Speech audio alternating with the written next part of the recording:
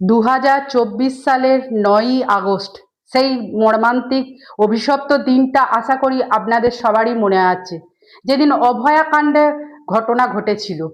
তখন শত শত লোক পথে নেমেছিল, রাত জেগেছিল এবং মোমবাতি মিছিল করেছিল।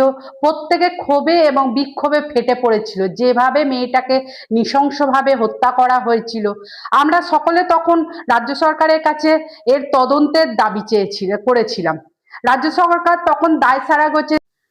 যখন মুখ্যমন্ত্রীর কাছে আমরা দাবি জানাই এই আরজিকর ঘটনার তদন্তের জন্য, তখন মুখ্যমন্ত্রী দায়সারা গোছে কিছু আইপিএস অফিসারকে দিয়েই এর তদন্তভার শুরু করেছিলেন। কিন্তু ভেতর থেকে আমরা খবর পেয়েছিলাম এই আইপিএস অফিসারই রাতারাতি তদন্ত লোপাটের জন্য সব রকম ভাবে সাহায্য করেছিল ওই আরজিকরের ঘটনার বিষয়। তখন শুধুমাত্র দোষী সাব্যস্ত করা হয়েছিল সঞ্জয় রায়কে, এবং তাকে দোষী সাব্যস্ত করে এখন শোনা যাচ্ছে তার যাবজ্জীবন হয়েছে। কিন্তু এই যে আইপিএস অফিসারদের যে তদন্ত ছিল, এতে দেশের মানুষ সন্তুষ্ট ছিল না। তখন দেশের মানুষ একসঙ্গে গর্জে উঠে বলেছিল যে আই ওয়ান্ট সিবিআই ইনভেস্টিগেশন, এবং সেই মতো হাইকোর্ট সিবিআই ইনভেস্টিগেশনও দিয়েছে। কিন্তু সিবিআই ইনভেস্টিগেশনে কোনো রকম কোনোভাবে তদন্তভার এগোয়নি বলেই মনে করা হচ্ছে। কারণ আজ 1 বছর 7 মাস হতে চললো, কোনো সদুত্তর বা সঠিক তদন্ত কিচ্ছু করা হয়নি সিবিআই এর তরফ থেকে। শুধু বলা হয়েছে যে এটা একটা, এই ঘটনা একটি মানুষের দ্বারাই ঘটেছে, কিন্তু অনেকেই দাবি করেছে সেদিন রাতের বেলা যে 8 জন ডাক্তার ছিল এবং এমনকি মমতা ব্যানার্জির ভাইপো আবেশ ব্যানার্জি ছিল, সেই ঘটনাগুলি বলা হয়েছে যে এসব নিয়ে আমরা কথা বলেছি, কিন্তু সেরকম কোনো সদুত্তর নাকি পাইনি, তারা কেউ কিচ্ছু দেখেনি। এটা কি বিশ্বাসযোগ্য? সেদিন রাতের বেলা যেসব ডাক্তাররা ছিলেন, যেসব হাউস স্টাফ ছিলেন, যেসব নার্স ছিলেন, যাদের সঙ্গে বসে এই অভয়া ডিনার করেছে, তাদের কি সঠিকভাবে জিজ্ঞেস করা হয়েছে? নাকি তারাও কিছু গোপন করতে চাইছে, যেটা সিবিআই প্রকাশ করছে না? সিবিআই তো একরকম বলেই দিয়েছে যে এই ব্যাপারটিতে একজনই জড়িত এবং তাকে আমরা অ্যারেস্ট করেছি, এবং তারা এই ব্যাপারটি থেকে একদম তদন্তভারটাকে সম্পূর্ণ নিজেদের গুটিয়ে নিতে চায়। কিন্তু অভয়ার মা এখন বিধায়ক হয়ে এসছে, সে কিন্তু বিধায়কের থেকেও সে তার মেয়ের বিচারের জন্যই বিশেষ করে এই ভোটে জয়লাভ করেছে, এবং বলতে গেলে জনগণ তাকে জিতিয়েছে যাতে আরজি করে ঘটে যাওয়া ঘটনার সঠিকভাবে বিচার হয়। এখন তো শোনা যাচ্ছে সিবিআই এই বিচারের পর থেকে সরে দাঁড়িয়েছে। অভয়ার মাকে জিজ্ঞেস করা হলে অভয়ার মা বলেন যে আমি এখন ডিস্টার্ব আছি, পুরাতন সরকার অর্থাৎ মমতা ব্যানার্জির সরকারের সময় তো আইন প্রতিষ্ঠাই পাইনি, এখন তো আইন প্রতিষ্ঠা পেয়েছে, তাহলে সিবিআই কেন এত ভয় পাচ্ছে? সিবিআই কাকে লুকোনোর চেষ্টা করছে এখনো পর্যন্ত? কিসের ভয়? অন্যদিকে হাইকোর্টের ডিভিশন বেঞ্চ জাস্টিস শম্পা সরকার এবং তীর্থঙ্কর ঘোষ সিবিআইকে ভীষণভাবে ভর্ৎসনা করেছে, এই কাজের যোগ্য নয় বলেও মনে করেছে। কিন্তু সিবিআই কোনো রকম কোনো তথ্য এখনো পর্যন্ত দিতে পারছে না। তাহলে ওনারা একথাও বলেছেন সিবিআই কি হাইকোর্টের ওপর দিয়ে যেতে চায়, ওরা কি এই হাইকোর্টের ওপরে? কিন্তু সিবিআই কোনো সদুত্তর দিতে পারেনি।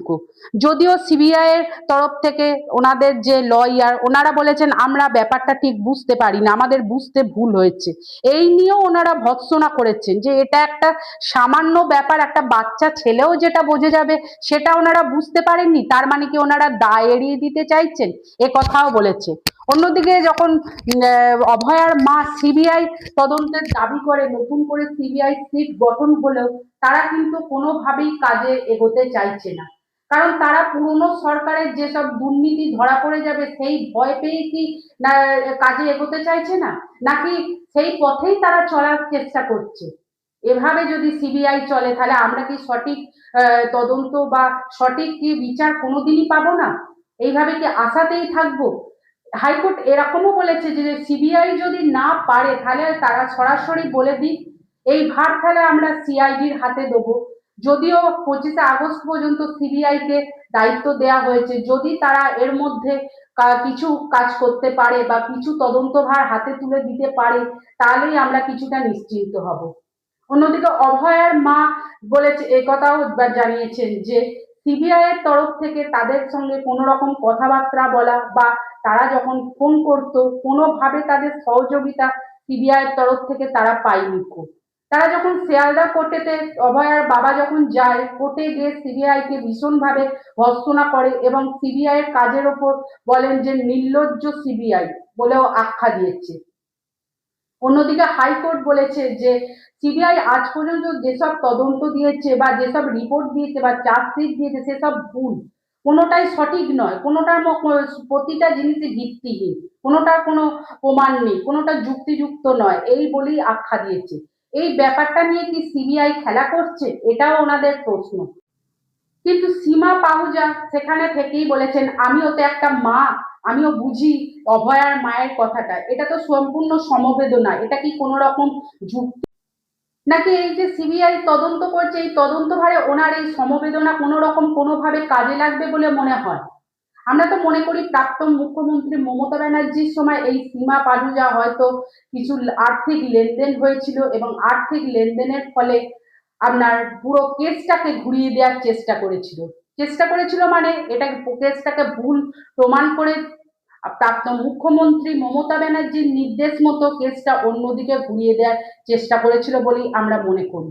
না নাহলে এখনো পর্যন্ত যে মমতা ব্যানার্জির ভাইপো আবেশ ব্যানার্জিকে সবাই চোখে আঙুল দিয়ে সবাই দেখিয়ে দিচ্ছে, কিন্তু চার্জশিটে সিবিআই কেন ওই আবেশ ব্যানার্জির নাম লেখেনি? কারণ তখন মমতা ব্যানার্জির সরকার ছিল বলে। আরে এখন তো মমতা ব্যানার্জির সরকার চলে গেছে, এখন সিবিআই তো অনাহাতেই পারে, কিন্তু এখনো কেন ভয় পাচ্ছে সিবিআই? কি উদ্দেশ্য?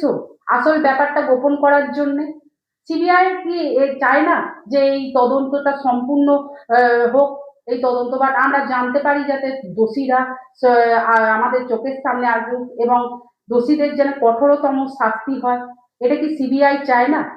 তবে হাইকোর্ট থেকে কথাও বলা হয়েছে যদি সিবিআই, হাইকোর্ট কিন্তু এই অনুমতিও দিয়েছে সিবিআই কে প্রয়োজনে অভয়ার মা বাবার সঙ্গে কথা বলার এবং যদি কোনো ডকুমেন্টসের প্রয়োজন হয়ে থাকে তারা যেন অভয়ার মা বাবার কাছে অবশ্যই নিয়ে নেয়। কিন্তু সীমা পাডুয়ানকে কথা জিজ্ঞেস করলে উনি বলেন হ্যাঁ আমরা অভয়ার মা বাবার সাথে কথাও বলেছি এবং ওনাদের রেকর্ডও বয়ান করেছি।